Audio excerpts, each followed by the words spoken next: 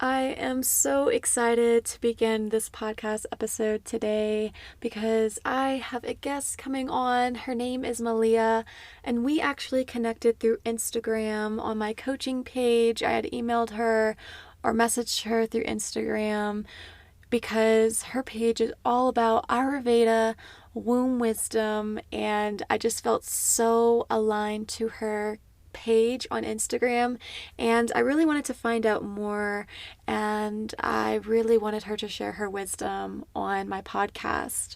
Now, Malia has a Bachelor's of Exercise Science with a concentration in health promotion, and her passion has always been about exploring the intricacies of the human body.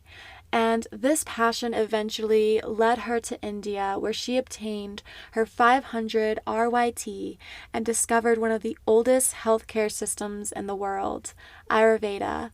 Ayurveda is the deepest construct to achieving overall vitality and well-being. Malia is a woman's Ayurvedic practitioner and Ayurvedic chef. And also, her purpose is to help guide others into the wisdom of their bodies, creating space for limitless transformation and healing. Now, some of the questions that we are going to dive into today. What exactly is Ayurveda and what are the benefits? How has Ayurveda changed your life? What are your own Ayurvedic practices and how have they aided in your own healing? How can we tap into our womb wisdom and what is the best way to hear the messages being channeled through us? We also dive into how we can shift our perspectives from viewing our cycles in a more loving lens, and many more. So this episode is such a juicy one, and I'm so excited to have her on the show. But before we get started, I want to share our sponsor for today's episode. It's a good one. Hello, gorgeous. Welcome to Blissfully Bloom. I'm Tori, your host, and this podcast was created to inspire women to transform their mindset, blossom from within, and be unafraid to be their authentic selves. Get ready to grow, evolve, and bloom. Well, hello everyone. Welcome to Blissfully Bloom, a podcast to inspire women to grow, evolve, and bloom. I want to welcome Malia to the podcast today. Welcome, Malia. Hello, how are you? I'm doing great. How are you doing? I'm good. Thank you so much. So glad to be here. It's an honor to have you here. I wanted to ask you one question that I normally ask a lot of my guests on the show here starting out, and it is, what made you the woman that you are today? Wow, that's such a beautiful question.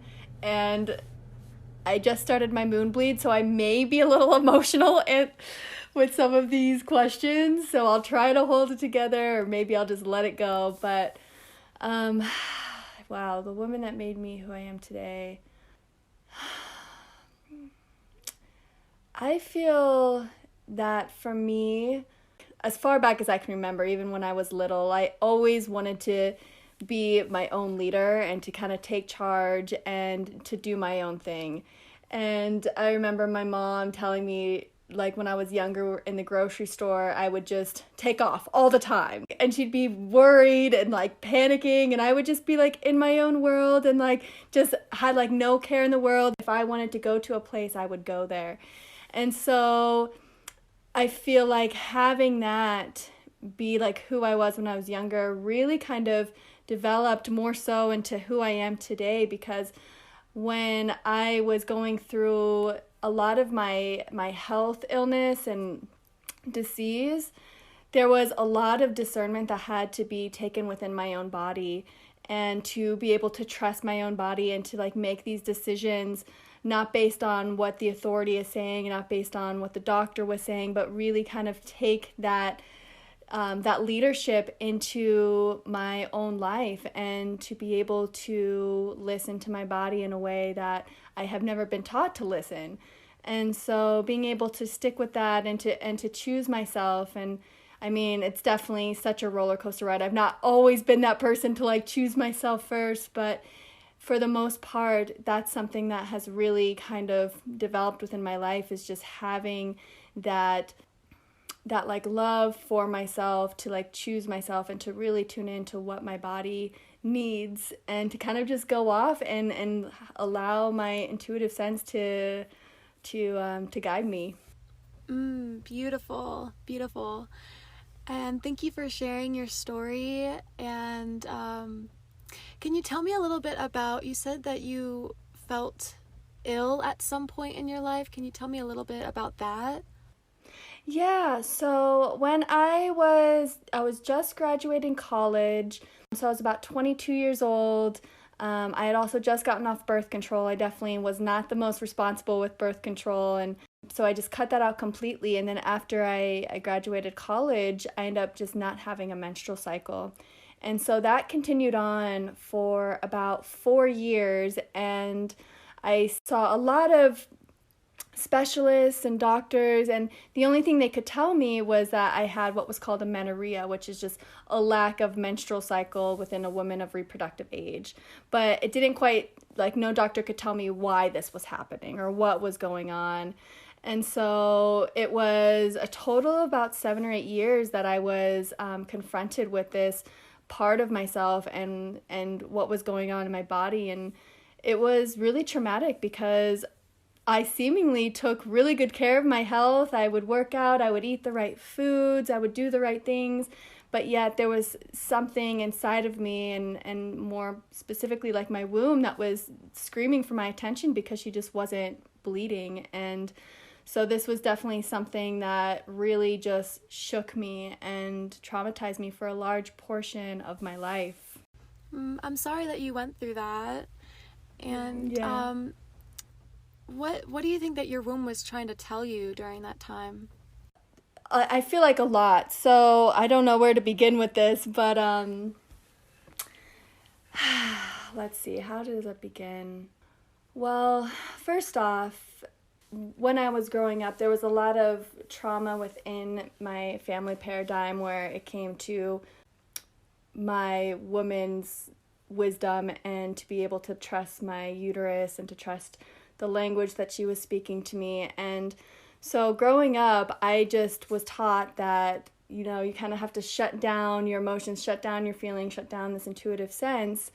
And it was a lot of also not trusting the masculine either. And so there was all this kind of going on, and I just went through a large majority of my life just ignoring her and not really taking the time to connect with her. I mean, I was going all the time. I was pushing my body, and in the West, we kind of quote unquote see like health as this like constant going, working out, biking, running, jogging, when in reality, especially for women, it's that slowing down and that nourishing is where the womb really thrives. And I wasn't giving myself that. And it was not until I went through this problem of like not having a menstrual bleed that I was able to hear my uterus being like, okay, something is not working. And it forced me to really slow down and just to take that time and really connect with her, because yeah, I was seemingly doing all the right things, but of course there was something that was disconnected between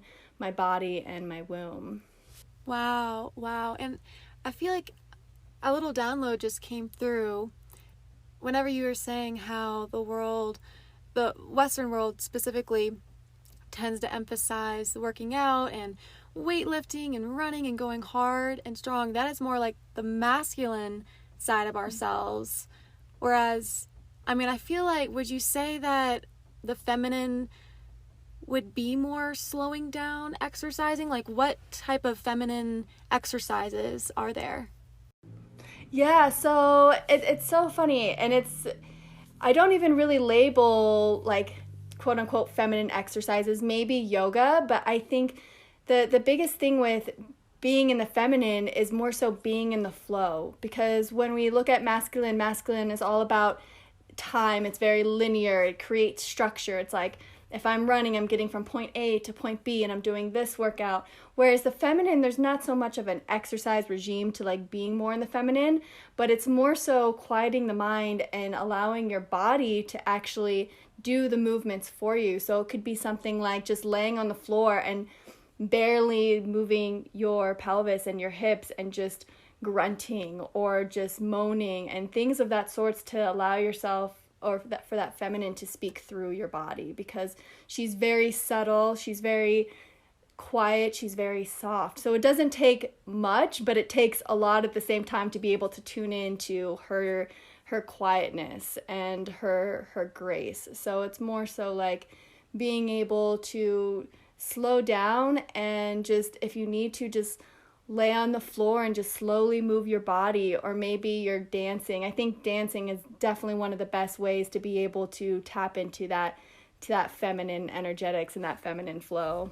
I actually just got into an embodiment practice this year, and I was like, where has this been all my life? Like, it was just amazing. I feel definitely more connected and in tune with myself whenever I do just not have so much structure. And growing up, I went to dance school and dance classes, and there was always just so much structure. Okay, you got to move your arms here and there and then twist your legs around, all of that. And for this, you can just kind of, shake your body if needed, kind of feel into what your body, where it wants to move and where it wants to lead you. Yeah, absolutely. And a lot with the feminine too that I feel is definitely working into those lower 3 chakras. And it's a lot of like the womb energy and that root chakra energy as well. And so, yeah, it's definitely something that I feel can be more primal as well. And to, like you said, to like shake your body when you need to, because it's, again, the feminine is not rigid. It flows, it moves, it expands, it is able to permeate throughout your entire body. So being able to align with that and to be able to do what your body needs without thinking too much about it is how you can really tap into that feminine movement and those energetics. Oh yeah, and I feel like we don't have to think about it in such a complex way too. Like, just really simplify it and just listen. And I guess, would you say that it's better to listen and wait to respond, or?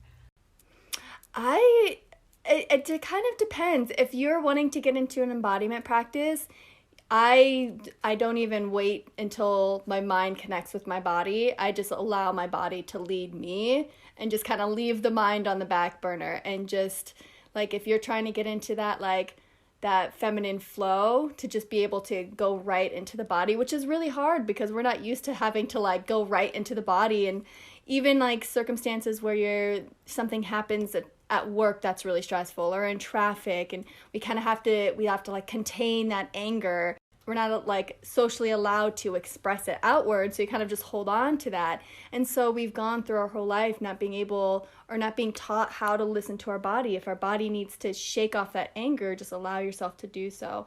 And that's the beautiful thing about the feminine, is that it gives you that gateway to be able to move your body in the way that it wants to move, and to be able to ground and to shake and to moan and to do whatever it needs to be able to tap into that. And it's so, so healing. When I started doing embodiment work, I would be like in such a weird mindset and feeling like just so off in my body. And the second I will go into my room and shut the door, and I'll just like grunt and hit the floor, because that's what my feminine is wanting, and I just allow her to do it. And then I just feel like, oh wow, this is exactly what I needed. And so yeah, it's such a powerful thing. I mean, for men and women, it's so powerful that we tap into that way, that energy. Yes. And that is just freedom in itself, I feel like, when you just allow and surrender to it all. Mm-hmm. Yep, absolutely. And so today for our talk, we're going to dive into Ayurveda today. And so could you tell me a little bit about Ayurveda, and for those who may not have heard it, what exactly it is and what are its benefits? Yeah, so Ayurveda, for those of you who have not heard of it before, it's actually an medicine that derived from India about 5,000 years ago. So it's a pretty old medicine, and some even argue that parts of Chinese medicine was actually derived from Ayurveda. And so the best way to describe Ayurveda is that we are part of the earth. So we are the microcosm living in the macrocosm, and we are part of it all. And so everything that's outside of us is everything that's within us as well. So in Ayurveda, we have the 5 elements, which are known as the Panchamahabhutas, and we have air, water, fire, earth, and ether. And within those elements that are on the outside of us, those are also flowing energetically within us. And so what Ayurveda looks at is to see what these elements are most prevalent in your body and what's out of balance. So, for example, let's say the element fire. So if there's too much fire in the body, that can express itself as inflammation or excess heat, of course. If there's excess ether or air, that can show itself as like gas and bloating. So it actually goes through all of these elements and correlates them to both mental and biological structures within. And so what Ayurveda does is it looks at these imbalances that are happening in the body, and then it brings in its opposing qualities. So, for example, if you have too much fire in the body, we want to bring in something that's going to be cooling to help balance out that fire. So we want to bring in like cooling foods like cucumber and cilantro, zucchinis, or we want to practice cooling exercises like going for a swim.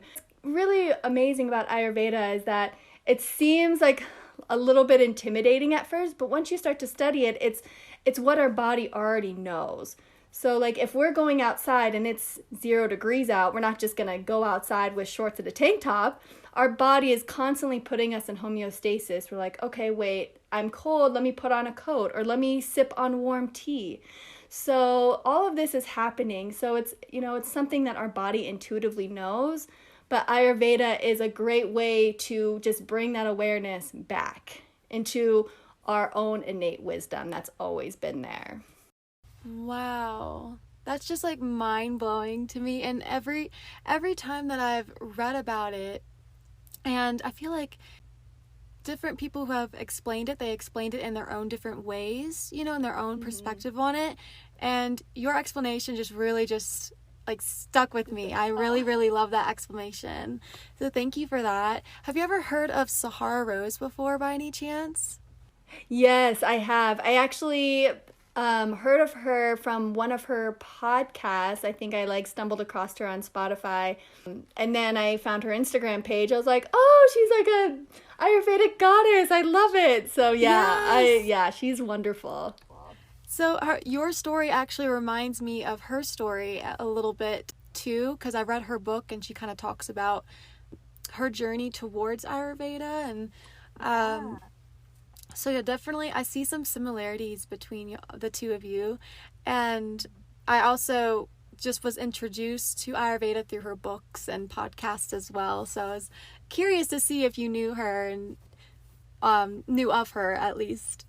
So the next question that I have for you is, how has Ayurveda changed your life?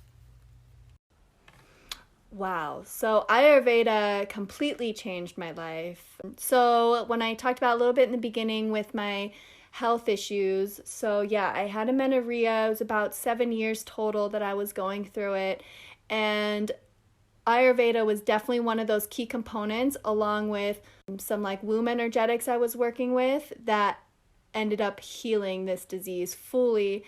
So kind of taking a step backwards, what was happening when I was going through this part of my life is when I was seeing doctors and women's health specialists, the only thing that they were recommending for me was to get on birth control. And there was just something intuitively, and again, it's like that, my inner child being stubborn and be like, no, I do my own thing. And that definitely came up there. It was like, wow, this does not feel right. And I was really blown away. And I also felt rejected in a sense and just confused, because something that's so important as women's health, how have I seen so many doctors and them not have any idea what's going on in my body? And it was just definitely one of the most life transforming things that I've ever had to go through, because it was just so eye-opening to our Western medicine world. And not to say that they don't have any prevalence, because they definitely have their place and they're incredible in what they do and provide. But there's also this sense of, okay, women's health, like this, like the world, our future depends on women's health. Because if we don't have an understanding of women's health, there's no procreation. And so all of this was going through my head of like, how does no one know what's going on? And I was getting so frustrated, and so they kept telling me I just need to have a menstrual bleed, because I was looking at either getting endometrial cancer. They said my risk for that was super high. They said osteoporosis, because I wasn't having enough estrogen in my body. So all of these things, and like, we just want to focus on right now, and right now you need to have a menstrual bleed. And so it was at that moment where I really had to use discernment within my body and the quote-unquote authority of the doctor and the nurse, and hearing this constantly. And so what ended up happening, because of my stubbornness, but I just ended up shutting down completely, and I was like, I can't deal with this, because it literally became obsessive. Every time I like went to the bathroom and I wiped, and I would always look to see if I was bleeding. And it was happening 4 or 5, however many times I was going to the bathroom a day. And I was like, wow, this is getting too much. I can't deal with this. And so I ended up booking a ticket to Southeast Asia and like quote unquote like running away from my problems, which I don't recommend at all. Somehow this ended up like all kind of coming together. But I was like, I can't deal with this. I gotta get away. I just can't. And I was getting a lot of pressure from my parents at the time, who I love. And they were coming from their own discernment as well, and their own background too. But I just was like, I have to just be by myself. I just have to go. And so I was overseas for probably about a year or so, maybe close to 2 years. And my last stop was actually India. So I ended up booking a one-way ticket to India. And I was there for probably about 6 months. And I was exploring the north of India, Himachal Pradesh. And it was so beautiful up there. And so the last day that I was in India, I stumbled across this like tiny little shop. I wouldn't even call it a shop. It was literally just a room in a building. It was so odd. And it just said Ayurveda on it. And I was like, what is this? What is Ayurveda? And I'm sure I butchered the name too. I was like, I have no idea what this is. And so I walk in, and it was this man, and he was sitting at a desk, and I just sit down, and he asked me a few questions, and I just started crying. I like couldn't contain it, and I was just, everything was coming out. And I talked about like not having a menstrual cycle. And so he was just taking notes, and he ended up prescribing these herbs for me. So I ended up flying home the next day, and I decided to take the herbs about 2 days later, and within 1 hour I started my period. And that was the first time in, I think at that point it was probably about like 5 years, I think. So it was kind of like that halfway point. And I was like on the toilet. I was like, why do I feel this way? And I looked down, and there's like blood in the toilet. And I literally just, like, my whole body was shaking. I couldn't believe it. And I just didn't even know what to think. But one thing that like came into my vision was like, oh my God, this is it. Like, this is what I want to do. I want to heal women. So it kind of branched off into this whole other thing. But in that moment, I was like, everything just became clear. And I was like, I need to know what this medicine is. Wow. That is just literally so amazing. Thank you for sharing that. That's amazing. So, because I know that when we bleed, we have, I guess our intuitive abilities are more pronounced. So did you feel a difference in that? Yeah, so what ended up happening after I started my cycle, I actually didn't end up getting another one for probably about 2 years, which was the reason why I went back to India, which is a whole nother story. But yeah, what kept kind of coming up was that there was more work to be done than just Ayurveda and just this medicine. And there was more kind of really going into my body and being like, okay, what's really going on here? Because when I was going through my whole experience, I questioned a lot even about being feminine. I didn't feel feminine. And I'm like, okay, I have this feminine body and I have, and not to say that feminine quote unquote body is what makes you feminine, but I questioned everything and I was like, am I less of a woman because I can't conceive and because I'm not having a cycle?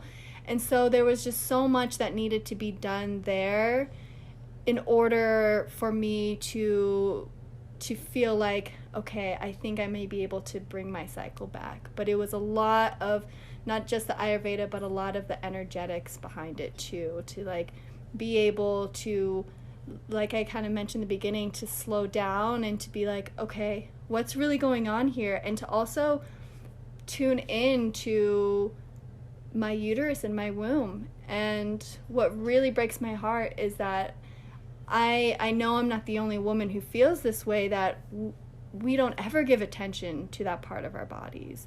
We don't ever take the time to place our hands on our womb and be like, hi, how are you? Like, I love you. There's so much shame that goes on in there. And it even has to do with like the menarche of like having your first menstrual bleed. Was that traumatizing for you? How was that? Did you have that support? Did you know what was going on? And so all of this kind of dominoed into, okay, and for me personally, it was a complete shutdown and a complete, I'm not going to do anything like until you listen to me. And for me, I think my view on my womb has changed over the years, and I feel like I have gotten more loving to it. But beforehand, I kind of hated it in a way because I saw it only as a source of pain and not as a source of creativity or love for that matter. And because my cycles were so painful that I literally couldn't even wake up the next day and get stuff done, go to work, or go to school for that matter. And so what I recently did, which really helped the pain, was stop using tampons. Yep. And Definitely. I have just let it flow. It's helped a lot. I feel like it has just made my period a little bit more normal, because beforehand I was basically heavy flow for like 4 to 5 days, and I would continue on for more than the 7 days than you probably should be on it. And all right, so let's dive into the next question that I have is, what are your own Ayurvedic practices that you do on a daily basis? Yeah, so there's quite a few now. The main things would definitely be tongue scraping. I'm not sure if anyone has heard of tongue scraping, but this is a great way to help eliminate toxins from the body, because what ends up happening is what's called ama, or toxins in the body, they show up on your tongue first thing in the morning. So to be able to scrape that off helps remove the toxins, as well as it stimulates the internal organs, and it boosts your metabolism too. So doing that first thing in the morning on an empty stomach is one of the best things you can actually do for your internal organs, especially your gut. So that's one thing that I have always stuck with, that I love, and I'm sure the tongue scrapers out there can definitely vouch for it. It's definitely a life-changing practice. And then my other one, they're pretty simple. I would say like waking up and drinking warm water with lemon. So what's really important in Ayurveda, and what's really cool, because now we're starting to recognize this in the West, is digestion is everything. Our gut health is everything. And now like the West is like starting to like jump on board of like, oh wait, gut health is actually a thing. And even 95% of your serotonin is actually released from your gut. So yeah, so your gut plays a huge role in not only your physical body, but like your emotional health as well. So being able to just do those couple things in the morning of being able to stimulate your digestion is going to be so beneficial on your health, long-term health. I will definitely have to give those a try. Thank you for sharing those. Yeah, of course. And then I also have, so how exactly can we as women tap into our womb wisdom, and what is the best way to hear her messages? Yes, I love that. So the best way to tap into womb wisdom is kind of what we brushed up in the beginning, is taking that time for yourself to really, really tap into your body, because your womb is an outward expression of your body, and anything that you're holding on to energetically is also getting stuck in your womb. And women especially, that's like that center that we really work through and work towards, is that womb energetic, and be able to open that up in order to make decisions that are going to be good for us, and to be able to move throughout the world with confidence and with love. It's all based on our womb health and the womb energetics. And so yeah, just being able to slow down and to just move your body slowly. And also, I mean, it definitely changes throughout the month. So usually around like the ovulation phase or the follicular phase, and for those of you who don't know what ovulation is, that's usually the midpoint of your cycle. And that's when both your estrogen and progesterone are peaking and at the high. So that's when you have a tendency to have that more energy. So taking time for yourself to like jump around and dance and like just like shake your ass, do whatever you need to like get into that like feminine energy, then do that. And then towards like the end of your cycle, more so in your luteal and your menstrual phase, the hormones start to dip. So taking that time, once you start playing with this, you'll really notice how your body shifts, and to just move slower and to just allow yourself to be supported by the earth. So like laying down and placing your hands over your womb is a great way to work into womb energetics. Another thing too is being able to move emotions through the body, and that works a lot with womb energetics. And what I mean by that is, so what I like to do is I create this playlist and I go through a series of different songs. So I have a song that kind of brings out like this like wild energy, like anger, just like going at it, just all of the anger and sadness and rage kind of emotions. And then I also tie that into more of like the slower songs, like the sadness, the slowing down. And then after that, I put in songs that are going to be more upbeat and energetic. And so what I do is I just allow my body to flow through all of these phases. So with the anger, I will like have a pillow ready. I'll be on my bed. I'll have like my playlist on, and I will just go in full lioness rage mode on my pillow, just letting it all out. I like to tie this into like the womb speaking through us of like, okay, she's ready to go. She's in that lioness. She's in that anger. Just go for it, and just allow all of that rage to come up. And then once I work through that rage, I invite pleasure back into my body. So how can we use sensuality in with this anger? And that's really in that womb energy of like, okay, I'm feeling very sensual now with this anger, and invite like a pleasure practice with it. And then I move down to the different emotions. So then I have like that sadness, and then I infuse it with pleasure. And then I have the joy, which is really easy. Like you're hyped up, you're ready for it. And then to infuse pleasure within each of these emotions. And so that for me has personally been transforming. That is just amazing. After hearing that, I honestly feel like that's just a way for you to really get curious about your emotions, and then create your environment as well with the music, the type of music that you're playing, and have a way, or just allow that space and time to really feel it out as well. That's amazing. Yeah, definitely.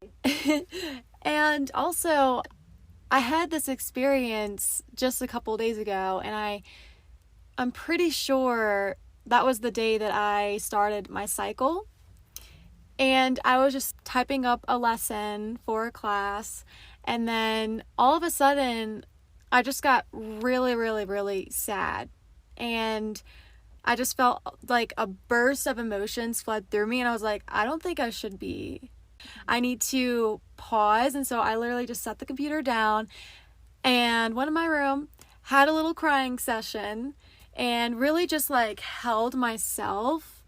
And it was just the most, I want to say just beautiful moment that I've had in a long time of really, really stopping and really allowing myself to listen in that moment. And instead of just react or try to ignore and avoid what I was feeling, just really respond in a way that is loving and is nurturing for yourself. And so I'm really proud of myself for doing that. And I highly recommend every woman to allow themselves to feel and express their emotions, because it definitely is healing and nourishing and all of that.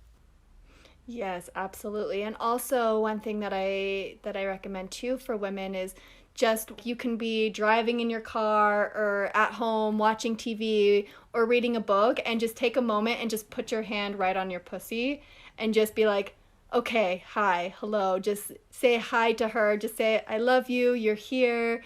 And just that act alone just brings beautiful awareness into the womb and into that space. And for a lot of women, it's unfortunate because we have experienced a lot of trauma there. And so it may feel really uncomfortable at first to bring that awareness. So like that, and even like yoni gazing is something I highly recommend too. So like setting up a mirror and just gazing into your own yoni. And there's so many women that haven't even seen their own yoni, but they've had partners who have seen it, and so, or seen her rather. And so being able to open yourself up to that and just meeting your pussy and your womb with love and without attaching any judgment to it is really gonna allow yourself to tap into womb healing, essentially, and to, yeah, all of it. It's such a beautiful practice to have. I love that, because I feel like for me, I feel like I had a lot of shame towards it. And that's something that I've been working on for sure. And I mean, you can even say that you work on something, but then it may show up again. Mm-hmm. And so it's just a constant, oh, there it is again. There's that shame or there's that guilt, and bringing yourself back to that loving awareness. Yeah, absolutely. There's a book, and it's actually just called Pussy, and it's amazing. And I'm trying to remember, I'm completely drawing a blank on the author. Maybe it'll come to me later.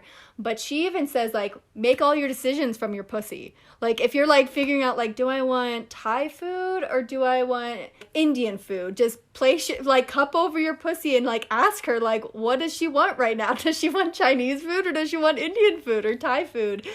And yeah, like, she, like, brings that awareness all about it. Like, she is, like, the determining voice of your decisions of, like, okay, this is what she wants, I'm gonna give it to her. And it's really fun to, like, just take that and be like, okay, I'm here with you, like, what do you want to do? And it brings a lot more of, like, that light to the situation, especially if there are women who are dealing with a lot of trauma around their womb and around their pussy, to just keep it more light and be like, okay, we don't need to go into the depths right now. Maybe you just ask her if she wants to wear a dress tonight, or she wants to wear these, like, incredible jeans and, like, a cute tank top or something. And so, yeah, just kind of, like, being light with it too in the beginning is totally good. Wow, I love that. And I also learned something too in my coaching training that I went through for One Mind Academy. And the founder, she had made all these lesson videos, and in one of them she said that basically what you were saying, but the best time to make a decision is on the time of your bleed, because that's when your intuitive senses are heightened. And I was like, I never really thought about that.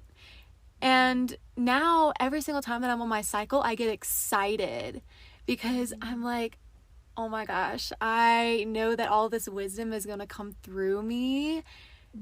and I can just really, it's going to be easier for me to really feel into it and tune in to those messages. A loving time, and I guess a time to really deepen your relationship with yourself, for sure.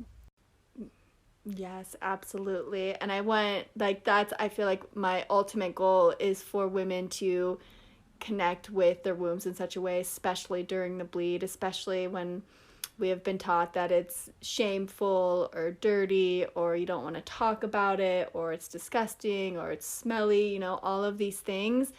And just notice how much of a gift it is and how beautiful it is.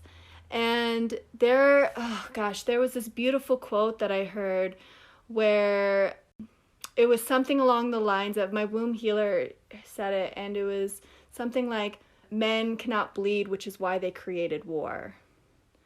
And it was something like that really struck me, of like, wow, we go through this rebirth every single month, and like, what a blessing it is to be able to go through such varying emotions and through birth and death and rebirth every single month. It's just such a beautiful gift, and to be able to like start anew, and our bodies are doing that for us. Our bodies are giving us this cycle to be able to like expand on and to heighten, and then to let it go and to release, and to get that gift every single month. And also, the more that we bring awareness and more love into our monthly cycles, into our menstrual cycle rather, the more that the pain will start to dissipate. Because when I first got my cycle back, it was pretty painful cramps. And the more I just sat with her and I'm like, it's okay, I know you're hurting, it's okay, the more that the cramps actually started to dissipate, because I was sitting with her and I was sitting with her bleed, and I wasn't trying to cover up or be like, no, I hate going through this is such an inconvenience, but sitting with her magic and being there with her in her magic of just letting go helped a lot with my menstrual symptoms. Wow. And that reminds me too of during the time when you first started your cycle. I don't know how old you were, but I was about 13 or 14. That belief around your cycle may have, I guess it's been with you if you didn't release it or let it go. And so the view that you have around your cycle can be from that time period of that childlike version of yourself. And so I feel like you can, like as you were saying, kind of rebirth, and it's a time to really like let go, and we have that ability to change our perspective and our beliefs around different areas in our lives. And same goes for our cycles too. And also just recognizing too that with the pain that we may be feeling through our menstrual cycles, there could be a lot of reasons, but also we're holding a lot of ancestral trauma in there as well, because your ovaries are developed, I believe it's like 3 months into the womb. So let's say your grandmother is pregnant with your mother. She is already developing the eggs about 3 months when she's in your grandmother's womb. So pretty much you are in your grandmother's womb. So there's ancestral lineage that is passing down within the second, third generation. And so you're working with all of that too. You're not only working with your own cycle, but you're working with your mother's trauma as well as your grandmother's, because you're literally in your grandmother's womb. And so being able to heal yourself and to heal your relationship with your monthly bleed is also healing that ancestral trauma that might be there. Wow, that's so amazing and mind-blowing. I didn't even realize that. How can we begin to heal those past traumas? Yeah, so the best way to heal past traumas is, like we kind of talked earlier, is being able to work into the womb energetics, because your womb is carrying so much ancestral lineage. So to be able to work a lot with your menstrual flow and your menstrual bleed is going to really help with that ancestral lineage and with that ancestral trauma, because you're consciously choosing to end the cycle here, to end the cycle of pain and of rejection, and all of that energetically shows up in your bleed every month. So being able to bring that awareness in of to show your womb, hi, I love you, I'm here. And even in the moments where you have like the negative self-talk, or perhaps things aren't going well with you and your partner and you experience a breakup, or you do something really silly, you know, in any of those moments and all of those moments, to come back and choose love and to choose yourself and to choose her, and her being your womb and your pussy is what's going to really help heal that ancestral trauma, and to work with those emotions, and to again and again come back to love, and come back to being able to discover what's going on in your body, and to come back to compassion always. I love that. So beautifully said. Thank you. So I would love to know, where can listeners connect with you? Yeah, so the best way to connect with me now is through my Instagram. It's at I am Malia, and Malia is Malia. So that would be the best way. I do have a website.